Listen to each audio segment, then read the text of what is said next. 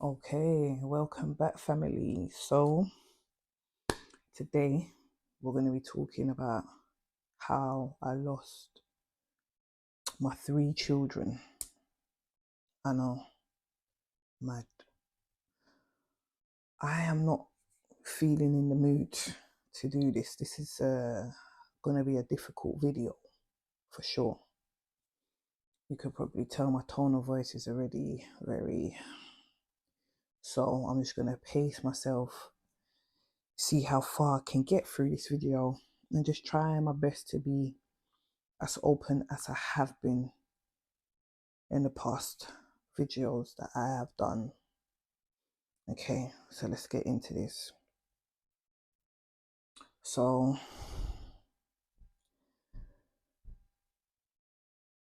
in regards to this child, I spoke about this in part 3. I'm going to add a card in this video.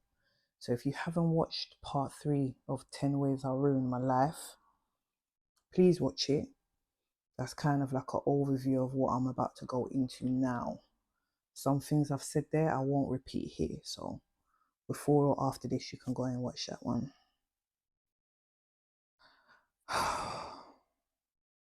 So, as I explained before, briefly in that video, I was in a sort of relationship with a guy, and that relationship came to an end. I remember it was around, I remember it being at the day before my 16th birthday or on my birthday, something ridiculous where I was not happy, put it that way. And he goes to me, because he used to kick ball. So he said to me, I want to focus on my ball, kicking ball and that. So I want us to finish this team. So I was like, what? I was like, okay. And I wasn't, like I said, I wasn't happy about that. And I think I kind of swore on that day. I was like, okay, I'm marking this day, which I think in my next video, I'll make reference to that. So I'm not happy, right? So shortly after that, a couple of days after that, it was at night time, whatever. It was very late, and all my family had gone to bed. So I went downstairs and I jumped onto Facebook, contacted this another guy, and basically we got chatting.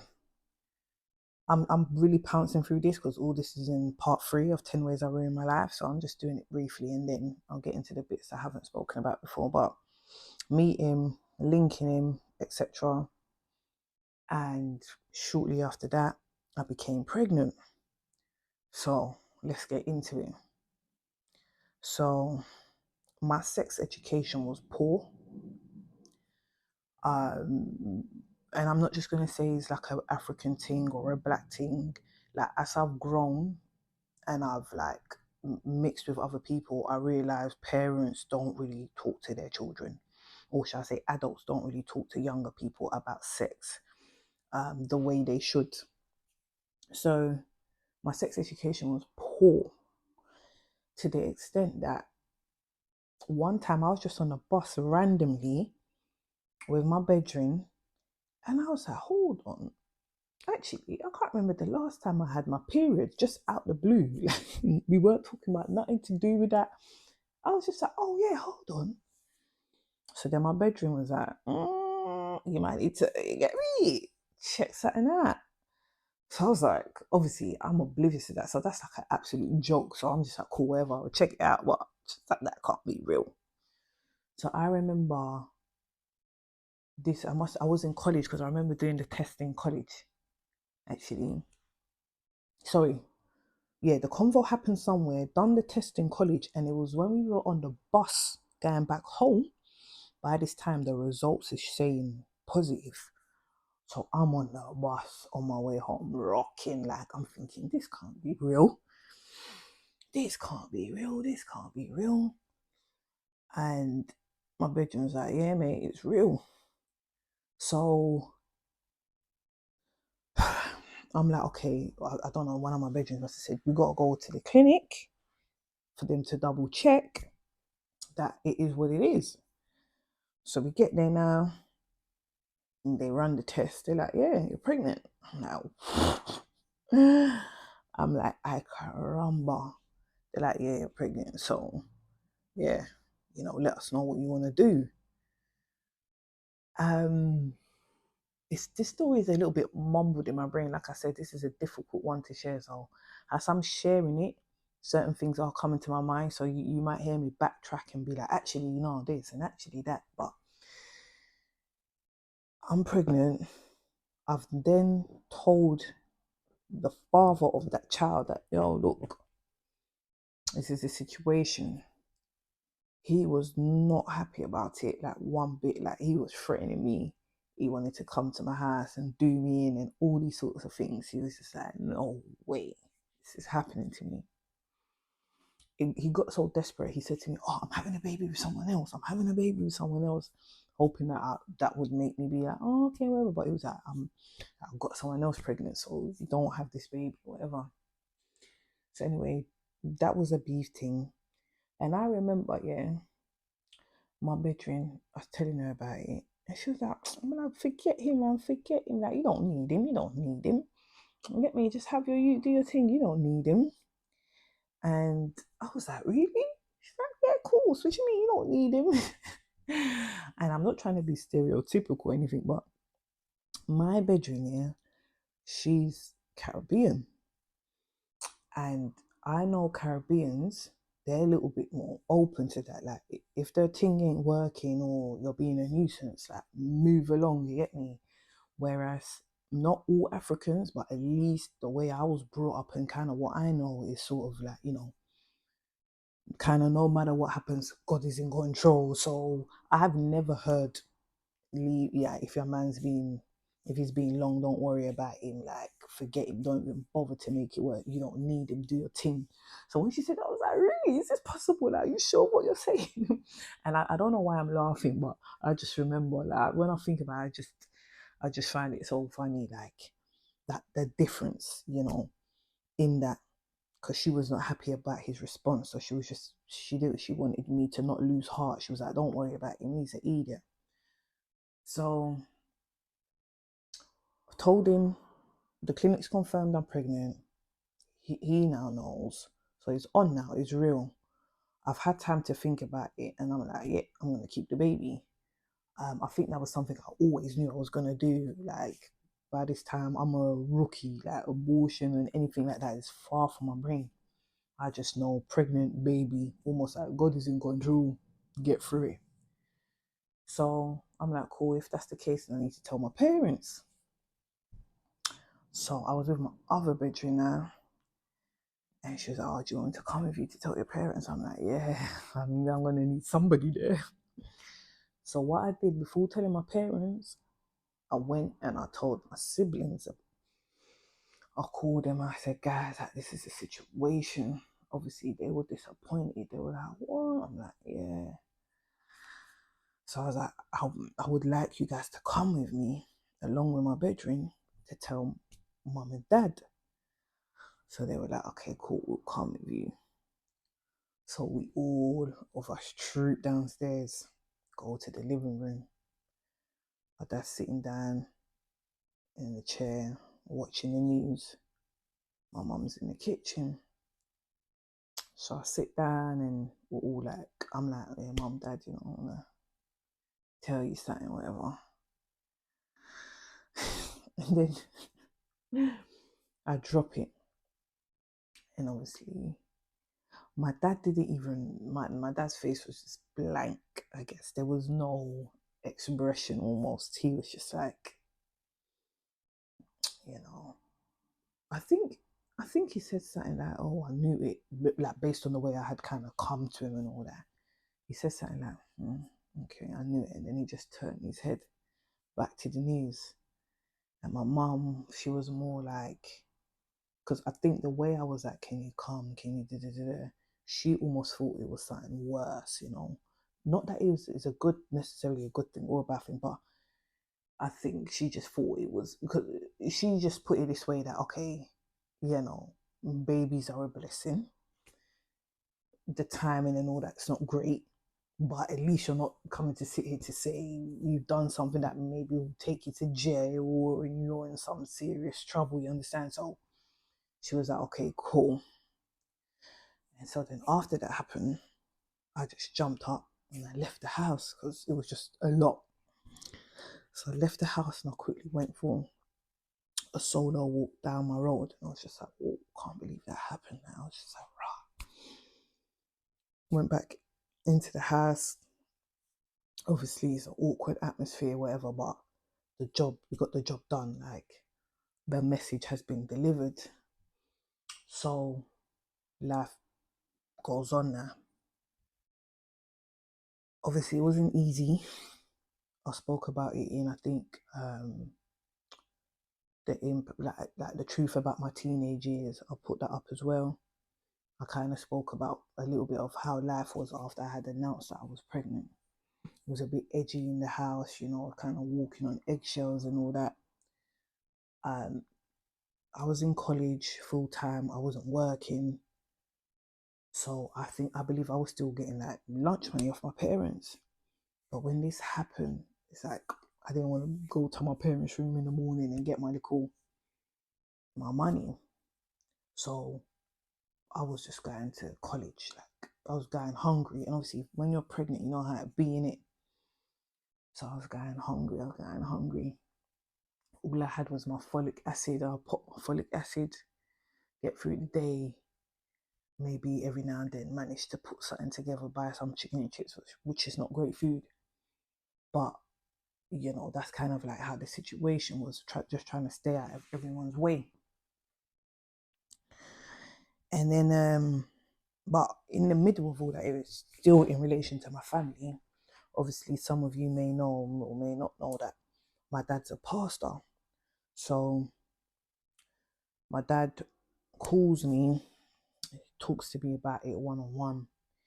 And he's like, look, because I'm a pastor in the church, I'm going to have to tell the church. And at this time, I was singing in the praise and worship. This is another thing I talk about in the truth about my teenage years and kind of how I felt about singing in the praise and worship, in relation to the lifestyle that I was living. So my dad comes to me, he says, look, I'm going to have to announce it. And then obviously you're going to have to leave the praise and worship church, praise and worship group, because obviously your lifestyle is not in alignment with what all this is about. So I'm like, yeah, I totally understand. That's cool. So the Sundays come now. I'm not saying it's the immediate Sunday, but maybe one or two Sundays after that. The Sundays come now. My dad's called me to his office. He's like, this is the D-Day. This is a Sunday where I'm going to make the announcement. I'm like, okay, cool. And he's just like, look, this is something that I have to do. The scripture says I've got to do it. Like he opened the Bible, he showed me a verse that said something about something, but to a verse that justifies him announcing it, etc. So I was like, okay, cool. And he was just like, yeah, just know that I love you, and that I was like, yeah, cool, I hear you. So by this time, I'm just absolutely numb. So what my dad does or doesn't do is not really, it doesn't mean nothing to me really. Like announce it, don't announce it, whatever. I'm just looking at him.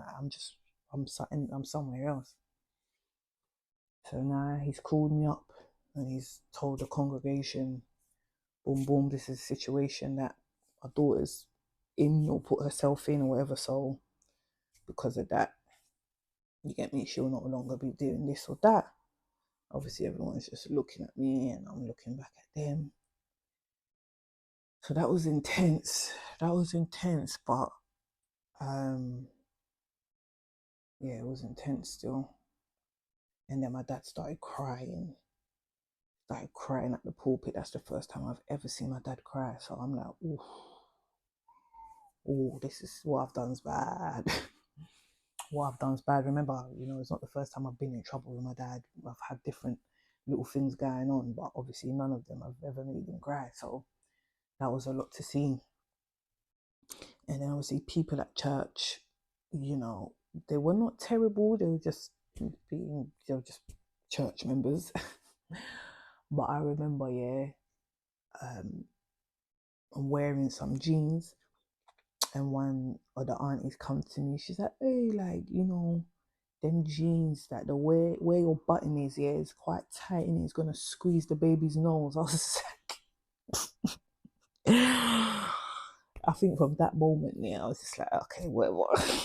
I don't really care about what you lot think or what you get me. I'm just like, yeah, whatever. So another thing that happened was, um, my sister and her husband. One time I was at home. It was a Saturday. Everybody had gone out, so I was alone at home. And then my sister and her husband came to the house, and they were like, "Oh, we want to chat with you." Like, and I was thinking, okay. I was thinking, like, you guys have never come to like sit to chat with me, understand? But they're kind of like, nah, this is happening. They want to come and chat with me, have a meeting, and ask me about, oh, how did you end up in this situation? What's going on? Blah blah blah blah blah. Like I said, I was very blank, so I cannot really remember how that convo went. I just remember trying to not laugh because I just found it so funny that they found it that important to like set a time to come and see me. Like, I couldn't believe it. I was just like just trying to not laugh, and I just thought, okay. So that went on, and then another time I was upset. My mum called me. So, oh, Rebecca, I came downstairs. Get downstairs now.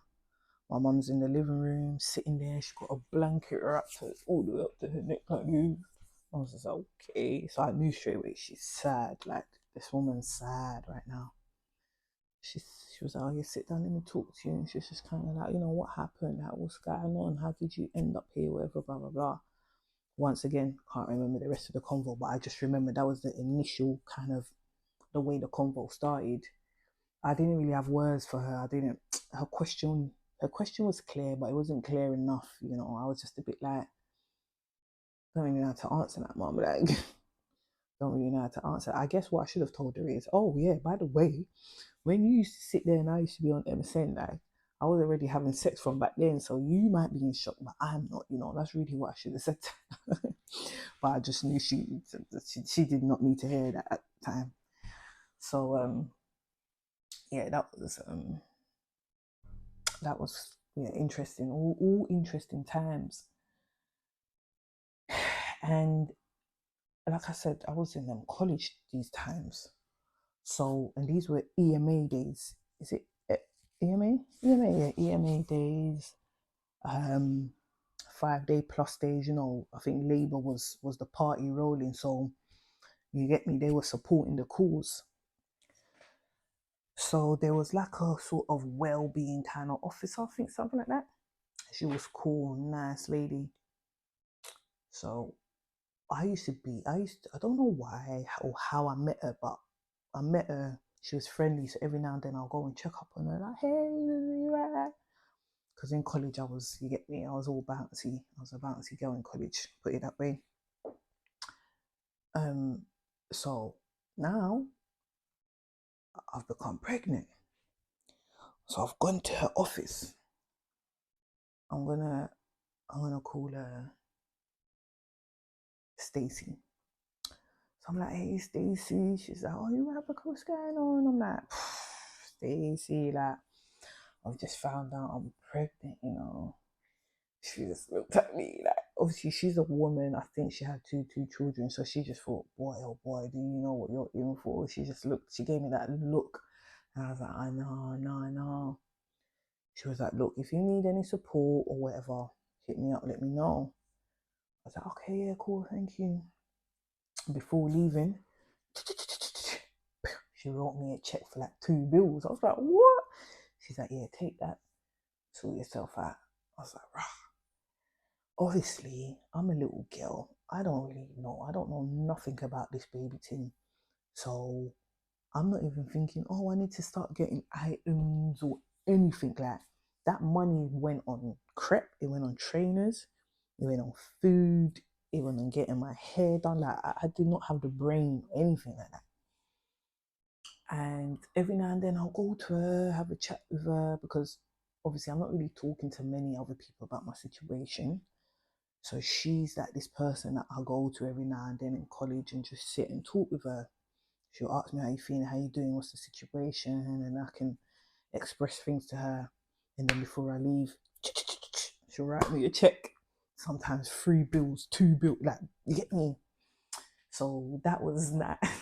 That was godsend because, yo, put it that way, like, and think about it. Like I said, I didn't want to be asking my parents for peas, but it just shows you how God's on your side because I didn't think, oh, boom, this lady's gonna nothing.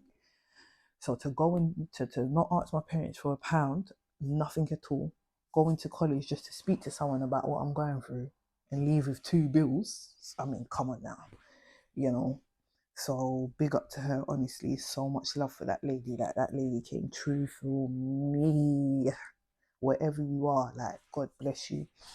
Years ago, like, I tried to send her an email, but it's the dead email in it, and I tried to find her, but to no avail. So if you do see me, hear me, remember what I'm saying, then just lots of love to you. So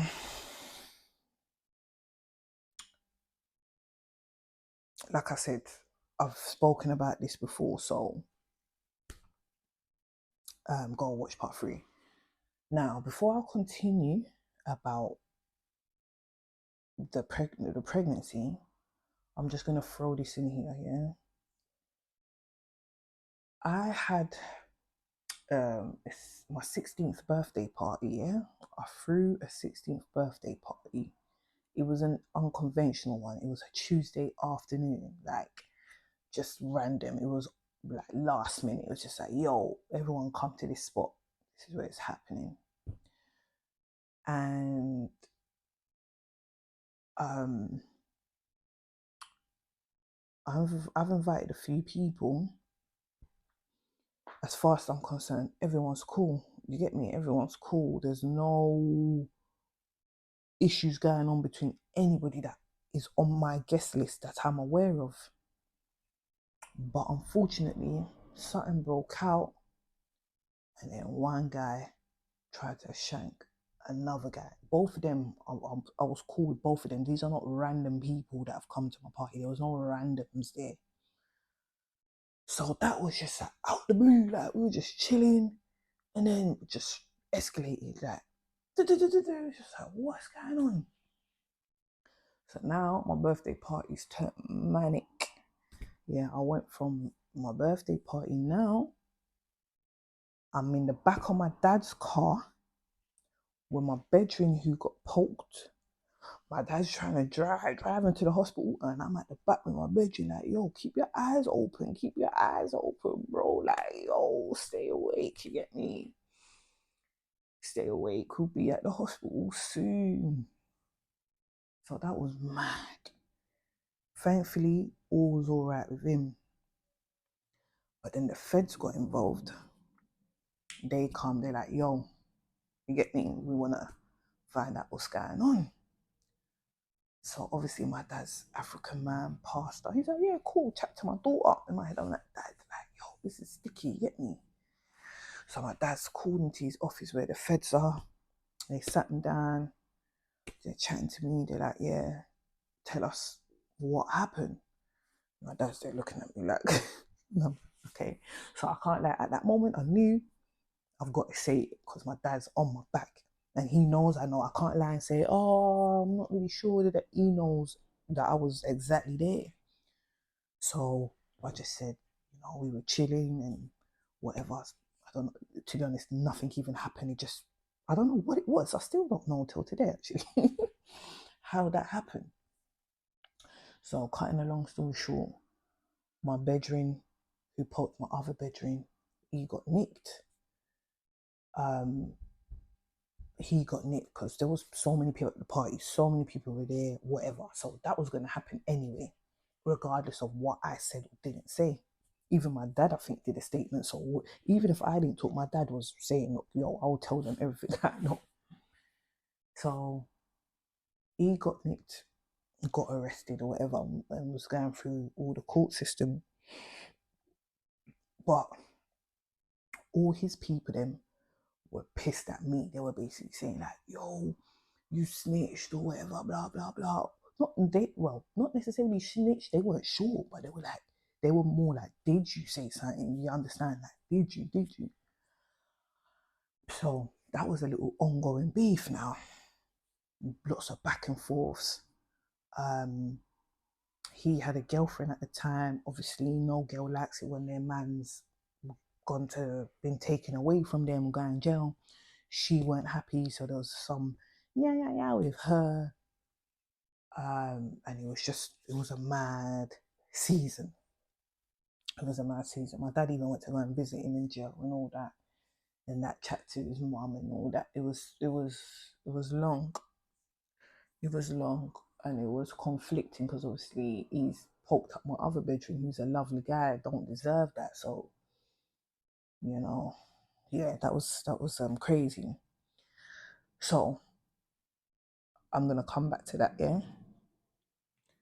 So now, a time's come where I remember sitting on the steps and I'm like, I don't know, man. I'm not sure about this baby in my belly. I can't feel a soul inside me. I can't feel life in me. You understand? I'm like, I don't know. Something feels different. So I remember thinking, are you still there? Are you still there? You get me? I thought, well, cool. And then I got a letter saying, you need to come for your 3-month scan appointment at that. So I was like, okay, cool. So called the father of the child. I was like, yo, this is what they're saying. He's like, okay, let's roll. So me, him, and my parents, I believe, we all went to the hospital, get onto the chair, the bed, and scanning. They're like, oh my days, like, we're really sorry, there's no heartbeat. And me and him look at each other like, what? They're like, yeah, like, get me, the baby's lost its life. And it was a gut-wrenching moment. Like, it was, I don't think either of us thought we would, like, you get me, like, from, like I said, watch part 3, from how that started and what that was all about, to hear that was just, and you can kind of like see the baby as well. So it's just like, in my head, it made sense. I was like, yeah, I thought so, because as the time came, I just couldn't really. I know the baby's young, so you're not gonna feel them moving at the time. You're not gonna feel nothing like that. But deep down in your heart, there's another type of feeling that words can't describe. So that was intense. I was obviously not happy. So we've left that room now, and we've kind of gone to a waiting area for a doctor to come and like chat to us or something. But just sitting there with my parents and him waiting, I was just like, no, I can't do this. This is long. So I got up and I bust the corner, and I reckon obviously they just thought maybe, oh, she's going somewhere and coming back. But then I was so distressed, so I don't know where I ended up, but I ended up like at the back of the hospital, like on some underground steps, and I just sat there. I was just like distraught. Oh my days. But I think I stayed there too long, because then now my family and the guy, they start panicking. They're like, yo, what's going on? Where is she? It's been a bit, you understand? So now the doctors, the nurses, they're all a bit like, yo, what's going on? And all that. But then I popped up, I came back. So they were like, yo, blah, blah, blah. I'm like, yeah, no, just stay, like, do you get me? So the doctor said, look, baby's no longer alive, so we're gonna send you home. Yeah, go back home, and basically the baby will just kind of make its way out. So just let the natural cause take place. So I was like, okay, cool, no problem.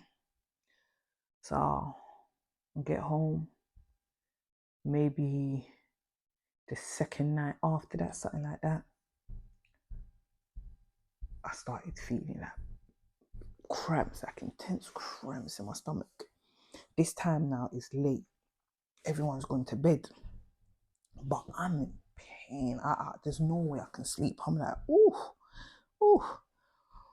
But I was just praying. I was like, God, like, I hope the feeling and the pain that I'm feeling is you putting life back into the baby, and like the baby coming back to life. That's all I kept saying. Like, I pray that that's what this pain is. I pray that that's what this pain because I wasn't really ready to accept that. Do you get what I'm saying? I had lost my baby. And also because of that, like I said, because I'm a bit on eggshells with like my parents, I didn't, even though I was in a lot of pain, I didn't want to wake them up at the middle of the night, like 2 a.m., 3 a.m., oh my God, I'm in pain. So I was just firming it. And so to firm it, I wanted to think positive. That's why I was like, God, let it be this instead of that the baby's, actually coming out. So next day's come, my parents, they've gotten up and they've gone to work or whatever. The pain subsided a little bit, but then boom, it started again. So I was in pain, guys. I was in pain, but I was firming. I was like, well, the doctor said to get me, it will come, so just gotta let it be. But then I think around 5 o'clock came or whatever, and it was unbearable. So my siblings called my parents. They said, nah, you need to take this girl to the hospital because something's not right. So my parents come home, take me to the hospital. Then I was on the phone to one of my bedrooms at a certain point, and she says, oh, do you want me to call the father and tell him you're going to the hospital? I'm like, yeah, call him, tell him whatever. So I'll get to the hospital now. He also meets me and my parents there because, oh, sorry, let me go back here. Before the scan, right, remember I told you there was a time I was feeling like, right, this baby, I'm not sure what the baby's about. Between that time and the scan, I went to the loo and I saw a bit of, I guess, blood, right? So that night, my family were going to go to all night, right? And I wasn't trying to go anyway. So when I saw the blood, I quickly snuck out the house and went to the hospital. So I'm waiting in A&E, blah, blah, blah. So I know that, if my parents call me like, yo, what's going on, where are you? And I say, oh, I saw a bit of blood, so I've gone to the hospital. It would just be like, oh, okay, whatever. And then I can dodge all night and call whatever, I'm out of it. The hospital, they were just like, basically, they didn't say nothing to me. They were just like, whatever, just go back home. Basically, it's cool to us. They pressed my belly a bit, didn't really do nothing more than that. Then, lo and behold, the call come. My mum's like, yo, I tell her. And she was a bit pissed. She was like, listen, don't go to the hospital or do anything or without telling us. And I was like, oh, okay, cool, whatever. Which I know, but that's why I did it, because I didn't want to go to all that church service with them. So I just used it as an excuse to like dodge them. But I knew exactly what she meant. Like, obviously on a normal day I wouldn't, because obviously they've come to all my other appointments and stuff like that with me. So now they say come for your scan, and then they're like, yeah, okay, the baby's no longer living. So fast forward now, yeah, like I said, I was in pain. My parents come, take me to the hospital. The father of the child joins.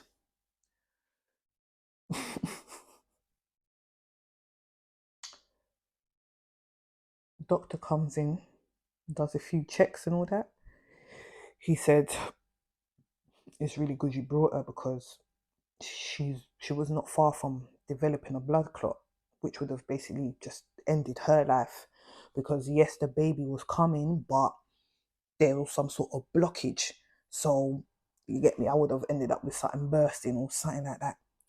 So explaining that explains the pain. So it's good that you guys have brought her, but because of that, we're gonna have to keep her. She can't go back. We need to operate and take the baby out because it's not coming out as freely as it should. So it was just like, whoa, that thing when you're just like, whoa, thank God then that I came, because that means this thing had been starting the night before, in the middle of the night. So what, hitting 12 hours easily, getting almost to 24 hours, you get me, that I was in this condition. So it was once again God that kept me. So I think my parents have headed off, yeah. But the father of the child, he stayed a little bit longer. And then me and him had this weird one-to-one, because obviously now we've just been through a lot. Like, we've lost our baby. Now we were almost about to lose me, and then I'm all like, it was just all long. I don't know how he was feeling, but he was just like, yo, I'm sorry about everything. And I was like, yeah, no, it's cool. And even though we weren't really in a relationship, but I don't know what we were in, he goes to me, oh, and I just want to let you know I haven't cheated on you.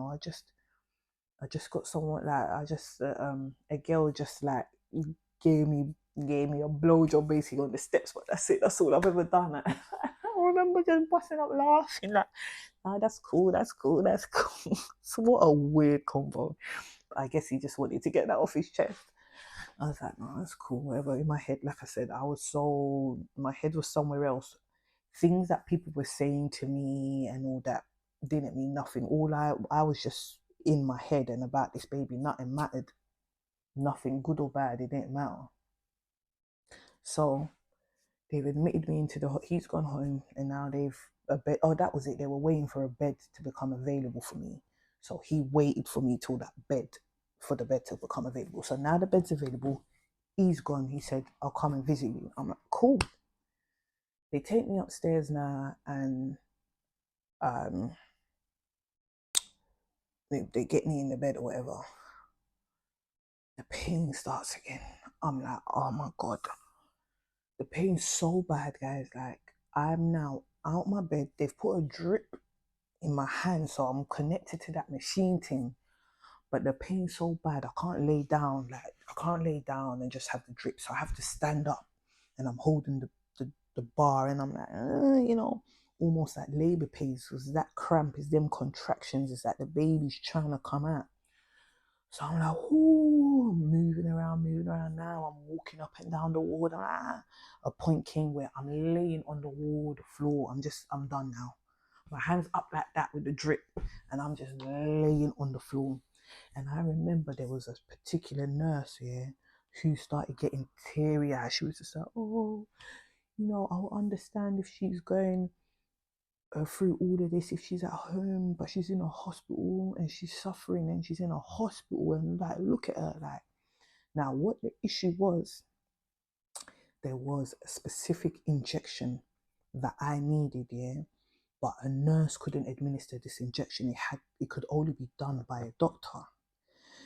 The second issue was that doctor was extremely busy in A&E. It was like an intense snow season, so injuries and all sorts were going on. A&E was packed, and I think probably they were the only doctor, I don't know, maybe allocated to that ward. I don't know.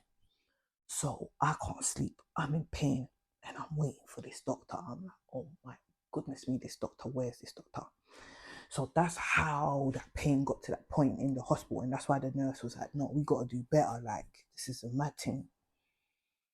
So they were just like, oh, please, you can catch an infection off the floor. You need to sit up and all that. And they were trying to console me. And then there was times where I had to go to the loo. And then when I will get there, guys, I will piss. And then pieces of the baby will be falling out and coming out. And I'll just be seeing the baby. And I'll be like, oh my days. Like, yo. That hospital admission was crazy. So times come where I've managed that the pain's gone a little bit quiet, so I've gone to kind of lie down and gather myself a bit, and I've dozed off a little bit. And then I'm like, some nurse. So she's like, whatever, come to check me and that. But she's really, she's not friendly. She's not the stereotypical nurse that they portray to us from childhood. Like, she's not caring. She's just really like, So I was like, okay. And then I think blood had come onto my bed, because obviously I'm bleeding. Like, so she's like, I need to change your bed. Get up. I'm like, okay. Like, I can barely stand. Like I said to you guys, I can barely stand. So instead of her to help me, sit me down somewhere so she can change my bed, she's just pushed me off the bed. So I'm standing, just trying to hold somewhere to like balance myself while she's doing the bed. And she was just had a nasty attitude. And I was just like, wow. Like, I'm not being stereotypical, but I know I've heard times where people have been like, yo, some of these nurses, they're nasty. And that was the day where I got mics. I know some are very lovely. I've met lovely nurses, but some are thinking, this lady, she was a black African nurse. I have to put it out there, right? And I'm putting it out there because I could be wrong, but what I felt was like, I felt like she was angry at me as a young black girl for getting pregnant. Because obviously she probably knows, okay, this is this girl's situation. That's the energy I got. That she didn't want to have no mercy on me because you're a bad girl, you've done a bad thing, like you don't deserve care, so get up. You know what I'm saying? She kind of had that energy. I could be wrong. Maybe I might have just been projecting how I feel like the world around me, i.e., friends, family, everybody I know. That's how I think they see me and feel about me. So when someone's dealing with me that way, I'm thinking, oh, maybe I'm projecting it onto her. But because it probably is a projection, because why would she care about me and what I do that much? She don't know me. You understand? But that's kind of how my mind was. So that was not a nice experience, but I was like, whatever, cool. So lo and behold, the doctors finally come true, giving me this injection in my bum. I had to go in the top of my bum, so it was mad painful, but whew, I passed out like a horse on a tranquilizer. I was gone. Thank you. Had a good sleep. Then I wake up in the morning. You know, they come in and check up on you. Morning, how you doing? All that. Laying there, gathering myself, just thinking, oh, last night was crazy and all that. And then, oh, would you like us to open up your curtains? I'm like, yeah, that's fine. Open it, let me get some sunlight. So I'm not, when I say curtain, I'm not in my own room. I'm in curtain as in around your bed. So there's like 6 of us in one room on the ward, and everyone's got their curtain that covers them. So they've just bust mine open, and the ones next to me are still closed. So doctors come to see the person next to me, whatever, boom, boom, boom, and same thing. Would you like us to open your thing? They're like, cool, yeah, open my thing. They get the curtain, they bust it around and open it, yeah. Do you know who's next to me? The girlfriend of the guy who poked my other bedroom. So the girlfriend of the guy who ended up going in jail because he poked my other friend at my party. So we're looking at each other like, what? Because like I said to you, we've had a little dot dot dot and all this saga because of that situation. So I was like, you get me, like, what? And she's like, what? And then we just start busting up laughing. We're like, yo, I'm like, yo, can you imagine? We couldn't believe it. Like at that moment, we weren't thinking about no man them on their idiot knife things. We weren't thinking about beef. We weren't thinking about jail. We were like, yo, hey, listen, that admission went from the worst experience to the best experience. One of the best experiences I ever had in my life. Like, I never forget that. Like, you can see that big smile on my face now. Whenever I think about that, I can't help myself but bust a smile. Like, who would have thought? Who would have thought? Like, that girl made my stay, like, she changed the course of my stay completely. Like, it went from negative to the best thing ever. Like, we laughed and laughed and laughed consistently. We talked consistently. Like, it was just lit. Like, it was so lit. I almost didn't want to go home. I was like, oh no, a day's gonna come where we're gonna have to go home. Like, yo, sis, like, if you're watching this, I know you probably are. You know who you are in it, so I hope you're good. I hope you're good. I really do hope you're good. That was so lit, was it not? And yeah, that was just hella fun. And then the time came, maybe the next day they were like, yo, we've managed to get you, sort of slot out for your operation, so you need to come and have your operation. The time came where she went and had her operation too. So we then ended up back on the ward, coming out of the anesthetic or mash up, whatever. That was funny as well. Um, and then the father of the child came to visit. You get me? So that was all that. All couple things happen. It was crazy. So so the time comes where they say, "Yo, home time," and that. So me and her bid each other farewell and just thanked each other for the opportunity. And obviously, we knew from then we were going to become friends. That whatever issue we had before was out, didn't matter to us no more. So we moved on from that, and we became friends and whatever, blah blah blah. I get home now, and now that's another thing. Do you know what? Yeah, it's almost getting to an hour, and this is child one. So I think I might have to put this into a 3-part series. Yeah, part 2 will be baby number 2. Part 3 will be baby number 3.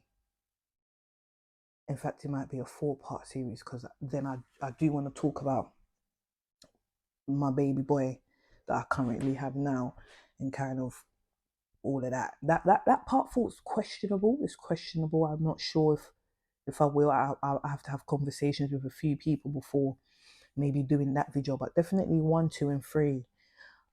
Definitely 1, 2, and 3. Yeah, definitely 1, 2, and 3. I think so. So I'll say this then. Let me wrap up on this one. So I've gone home now, and it's winter. I don't really like winters. I'm better now, but winter was just difficult for me. So you imagine you come home, you've lost your baby, it's winter.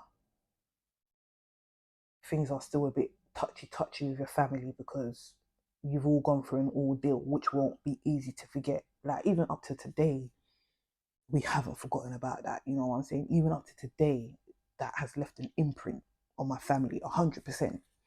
So you can imagine back then when it was fresh. And I remember my mom making a comment saying, "Oh, me nana," like she was basically saying, "Oh, I've lost my grandchild or whatever, da da da da da."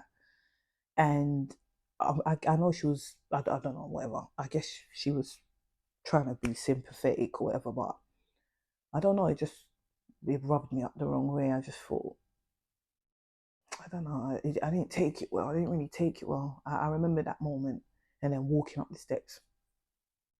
And I thought I had gone through the worst. I thought, okay, gone through the worst. Oh, I'm upset, lost the baby. Da, da, da. But guys, when I got back home, whoo, I cried and cried and cried and cried and cried for days. A point came, yeah. My dad came to my room and then he just sat with me and he just said, "Yo, I can't even remember his words. I just remember him coming to sit with me and just try to comfort me and tell me that it's okay, blah, blah, blah." I did not see that coming. Like, I was down. I cried for like, I don't know how long I cried for. I get, obviously, I was sad for a long time, but what I'm saying, there was a time for a day to 3 days where literally I'm crying, tears are just coming. I'm in a room, I'm not coming out the room, and I'm just crying. That was a tough season, but they say crying is good. I think I needed that because I guess I just needed it. So this now brings me to the bit which I talk about in part 3, where I say the father of the child, me and him, our thing was already wishy-washy. So now the baby's gone, it's best that we kind of just go our separate ways. But like I said, I cried so much. I was in such a headspace. I wasn't ready or prepared to let that go. I didn't want to let the baby go. So I was trying to hold on to him, like clench it with every bit on my nail. Even though I think deep down I knew I didn't really want him. I knew we weren't really aligned, but I just wasn't ready to let go of that. So once again in part 3, I talk about the ways that I was trying to maintain that relationship. Now, during that saga of me trying to maintain that relationship, a time came where I got a phone call saying my man, like the father of the child, had been he got he got bland, so to speak. So I'm like, what? They're like, yeah, like whatever, dot dot dots, barked at dot dot dot, and he's in the hospital. So by this time, guys, yeah, because now the baby's passed away, my parents have basically said to me, like, yo, leave that guy alone. You get this? Like, stay away from him. Like, don't mix with him. And you get me? We don't want all of this happening again. Like, end that thing. My dad was like, okay, if later on, when you're a bit older, your head's clear, you feel like he's the guy you want and you guys want to rekindle, that's cool. But for now, leave it. So any business I'm having with him is all undercover. We were not really linking anyway in person. It was just more on phone and conversation. So it was easy to maintain that because I didn't need to say, oh, mom, dad, I'm going here or going there. But now I've got this phone call. I've jumped up. Like, I've forgotten everything that my parents saying. I'm like, what? Ping. Put my trainers on because thankfully I was already like half dressed already. So I just put my trainers on, ran to the bus stop. The bus came, jumped on it, straight to the hospital. Got there. Because I guess that's at least one thing we have with each other. Like whenever I ended up in the hospital, he was there. So now he's in the hospital, I'm gonna be there. And it's funny because when I got to the hospital, it was a comment he made. He was a bit like, oh, it's nice you came. I wasn't sure if you were gonna come because when you were thing, I was here for you. And I'm like, yeah, no, of course, coming now. I'm here now. But so I sit with him for a bit, and whatever he tells me what happened and etc etc. Thanks be to God, he was fine, didn't lose his life, nothing like that. So I think visiting times are over, whatever. So they're like, come, time to go. So I'm like, cool, I'll see you in a bit, whatever. So I leave, and the most random thing happens, something I could never think of. I'm walking out of the hospital, and then I bump into my big brother. I'm like, what? Obviously, it's a hospital, so I'm like, you're right. He's like, yeah. He's like, what are you doing here? And because I hadn't prepared for this, I hadn't prepared a reason, an excuse, nothing. If I went back home, I was just going to tell my parents I just went somewhere else. I didn't plan to be ambushed by somebody I know here and now. And it's my brother, like, this is family. So I couldn't think fast enough. And I was just like, oh, got bland. So I came to the hospital. My brother's like, huh? I'm like, yeah. Now, my brother's cool or whatever, reasonably and all that. So I was just like, okay. Made my way home. By the time I get home, my mum and dad's looking at me. Where have you been? I'm like, did my brother not call my parents and tell them like, yo, I just saw dot dot that at the hospital and she said dot dot dot. So now they're like, we done told you to stay away from him. Not only are you not listening, you've then gone to the hospital because of this, something like this horrific, like, yo. And I'm just like, oh my God, this can't be happening to me right now. I'm like, this can't be happening to me right now. Like, and I just remember standing in the living room, just looking at my parents and just being, and I remember thinking, you know what?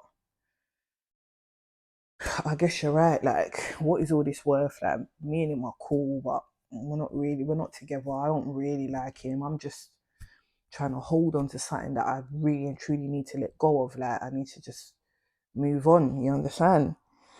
And now here I am in front of you.